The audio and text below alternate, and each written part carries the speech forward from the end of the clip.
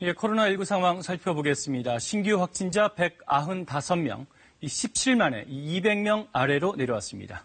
하지만 수도권 확산세는 여전하고 종합병원, 김치공장, 치킨집, 다양한 곳에서 감염이 이어지고 있습니다. 특히 위중증 환자가 오늘 하루에만 31명 늘어서 154명이 됐는데 코로나 사태 이후 가장 많습니다. 감염 경로를 알 수 없는 경우도 4명 가운데 1명꼴입니다. 방역당국은 내일 수도권 거리두기 2.5단계 연장 여부를 결정한다면서도 지금 상황을 이렇게 표현했습니다. 매우 아슬아슬하다. 그럼 실제 의료 현장에서 병상 부족 문제는 어떤 상황인지 김민혁 기자가 밀착 취재했습니다. 중환자실 안에서 의료진이 긴박하게 움직입니다. 선생님, 어느 구역 범죄예요? 확진자인 80대 A씨의 상태가 급격히 악화했기 때문입니다. 8일 정도 이제 숨찬 거를 이제 참고 버티시다가 오늘 아침에 갑자기 못 버티시게 되셨죠.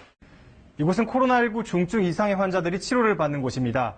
저처럼 N95 마스크를 써야 입장을 할 수가 있고요. 보시는 것처럼 옆에는 중환자실이 있는데 이 아래 빨간 선을 넘어서 안으로 들어갈 수가 없습니다. 상태가 위독해지면 중환자실에서 집중 치료를 받아야 하지만 그 수가 부족합니다. 세브란스 병원은 병실 5개가 꽉 찼고 삼성서울병원은 기존 4개 병실이 꽉 차 2개를 더 만들었습니다. 서울성모병원은 기존 2개에서 1개를 더 늘렸고 추가로 7개를 확보했지만 운영할 간호 인력이 없는 상태입니다. 서울 아산병원은 현재 공사 중이어서 1개도 없습니다. 문제는 병상 수보다 인력입니다.